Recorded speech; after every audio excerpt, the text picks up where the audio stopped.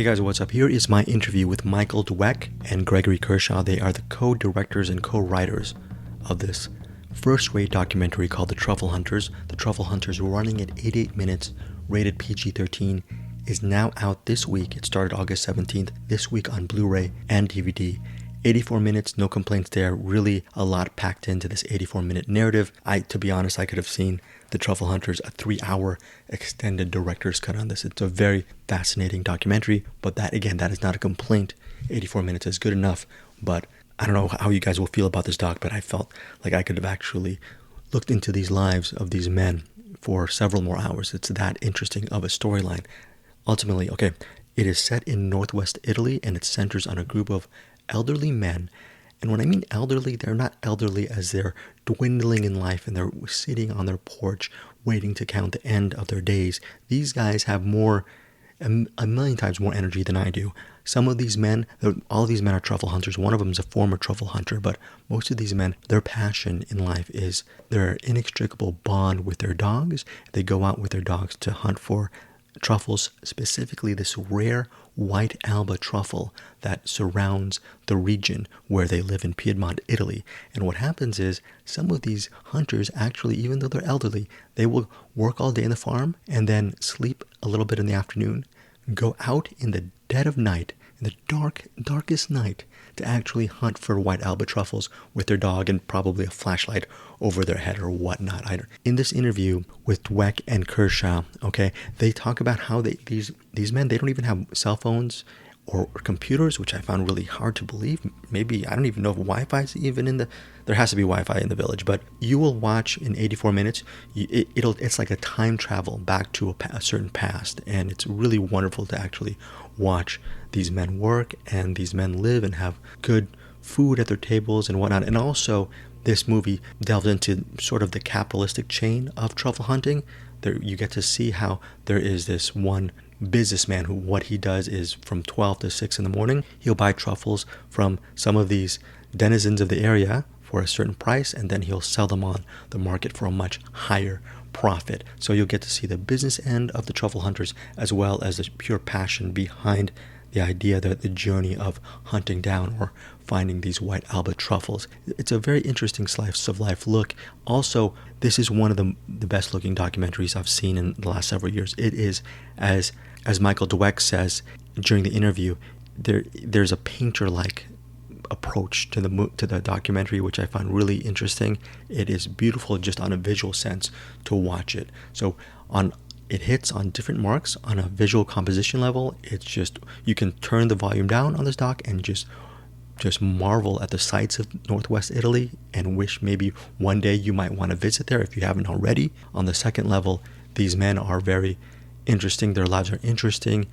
Again, I wish there was a 3 to 4 hour cut. Maybe one of these days I'd love to see the filmmakers actually unleash some of the deleted scenes they've cultivated over the years. They spent 3 years making this movie, so the pace, the relaxing and meditative pace of this movie, just get ready for it. So if you just, in my opinion, just sit down, relax, and just get into the relaxed groove of the Truffle Hunters. Don't expect any quick cutting action. This is not that type of movie. This is an observation of life.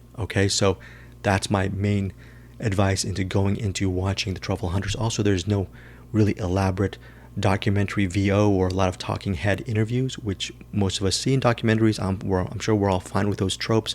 Those tropes are gone with this movie, with the Truffle Hunters. So this is more of a different documentary in many ways. So yeah, highly recommended. Here's my interview again with co-directors Michael Dweck and Gregory Kershaw. Thank you guys so much for supporting Bruce Purkey, Eric Holmes, and I here on the Find Your Film podcast. Again, if you want to support our program, there's links in our podcast show notes regarding how to rent and purchase the Truffle Hunters. We receive a small commission along with our cinematics buddy Anderson Cowan for every rental or purchase of the Truffle Hunters. Also, my Deepest Dream YouTube channel, trying to get up there to finally, my antisocial self is trying to actually pump up the YouTube channel to get to finally just to try to get to 1,000 subscribers. So maybe I need to actually get out there and be more social and not be a hermit and stop watching 500 movies seemingly a week. But okay, I'm babbling.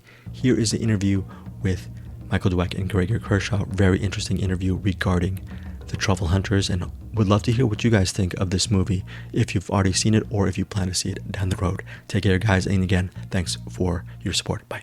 Hey guys, so really, really love this documentary, and I was reading an interview with you guys, and it took around 3 years to actually make this movie.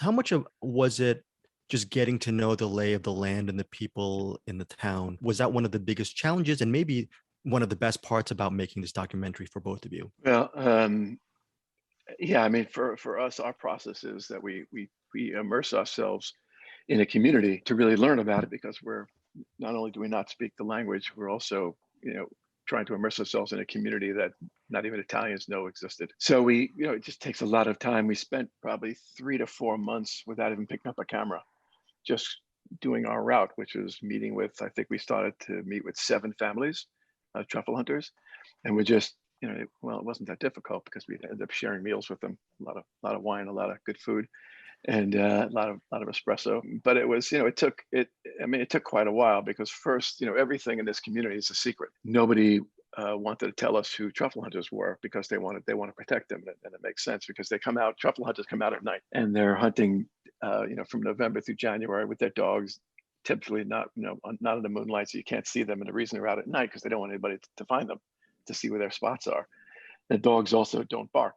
The dogs are just sniffing around. So everything there is quite secretive. So, we met, I think, a priest, and we asked the priest who the truffle hunters are, and he guided us to one hunter. And then, of course, he said, "I'm not a truffle hunter. I know what the priest is talking about." And then, of course, that led us to somebody else. And eventually we found this community. But it took quite a bit of time. And the way we shot the film also is that we ended up shooting, one shot a day at the most. We were quite patient, and we didn't pull a camera out until everything really felt right, where they were really comfortable. We became part of their family. I'm going to turn 50 in about a couple of months, and I look at some of these guys and truffle hunting at night, and d- from your perspective, where do they get their energy? And was that inspiring to see them against all the wishes of their family to keep on trudging forward? At least most of them. One of them that didn't really want to do it. Can you just talk about that vitality? Did it inspire both of you as filmmakers, and did it help both of you continue to move forward on your journey too?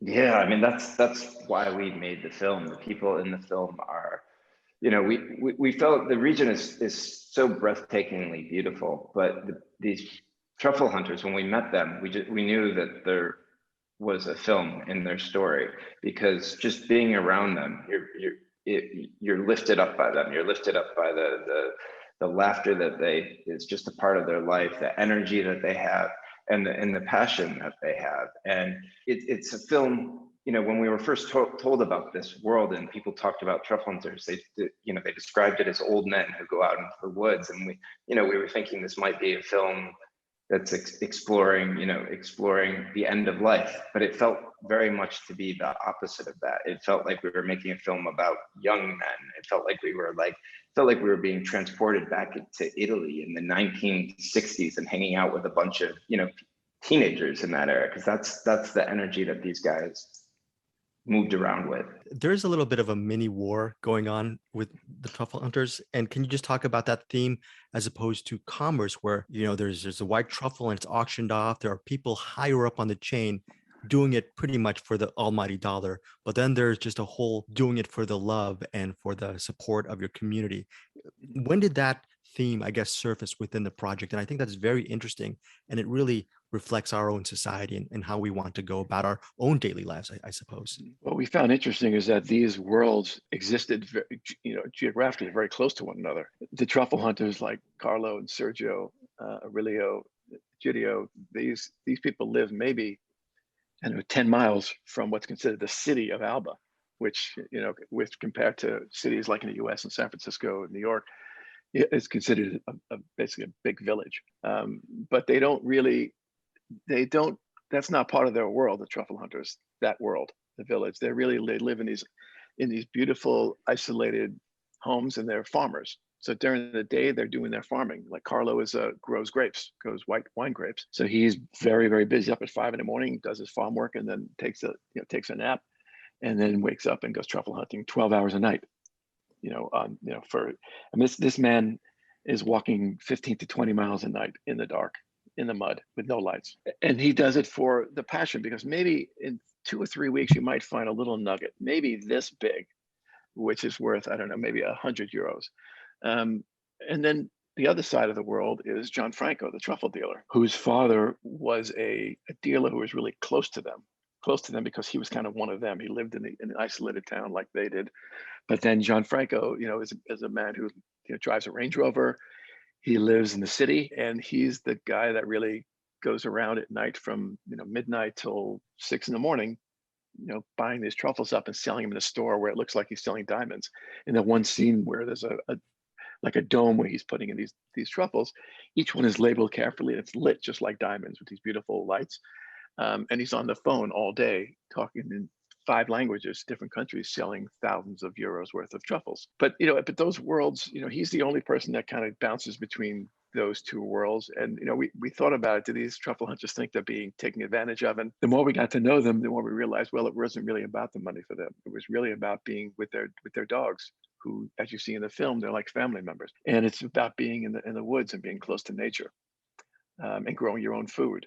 They don't have cell phones. They don't walk around with smartphones. They don't have computers at home. They don't live lives like Gianfranco does, but their lives are joyful. I mean, they have really full, healthy, wonderful lives.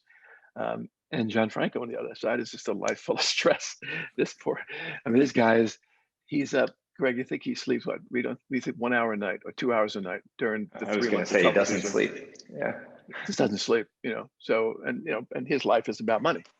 And of course, as you're saying, it aligns with a lot of things that we're seeing, of course, in capitalist society. Well, no matter how much money one makes high on the ladder, how many of us can say we can actually on a daily basis, A, have a good meal, or B, play the drums out on an open field with no one bothering us? Can any of us say that? We got to experience, we got to look in on that life and experience it, and just, these meals. I mean, it was one of the big perks of making a film in northern Italy. I mean, there's nothing less than a 3-course meal there, and every meal is like 2 hours long. We had to, it was coming from other documentaries. There's a certain production schedule that you want to stick on when you start shooting, and we really had to turn that idea on its head and start moving to the pace of this community that we were filming with. And at first that was a really difficult thing to do, to slow down, but that's what this world told us to do. And we slowed down the way that we were interacting with the world, the way our production was functioning. And then we realized that the film needed to be, we needed to observe the film and give the audience a way to look at the world and just study its beauty. And that's what we tried to do in a lot of the frames of the film. We wanted to bring the audience into this world, to bring them into the way it feels to be a part of this world. And that meant, sculpting the images, sculpting the sound, and then just letting people observe the actions of these amazing people that we were with in front of the camera. 2-part question. Can you just talk about maybe it's not such a creative gamble, but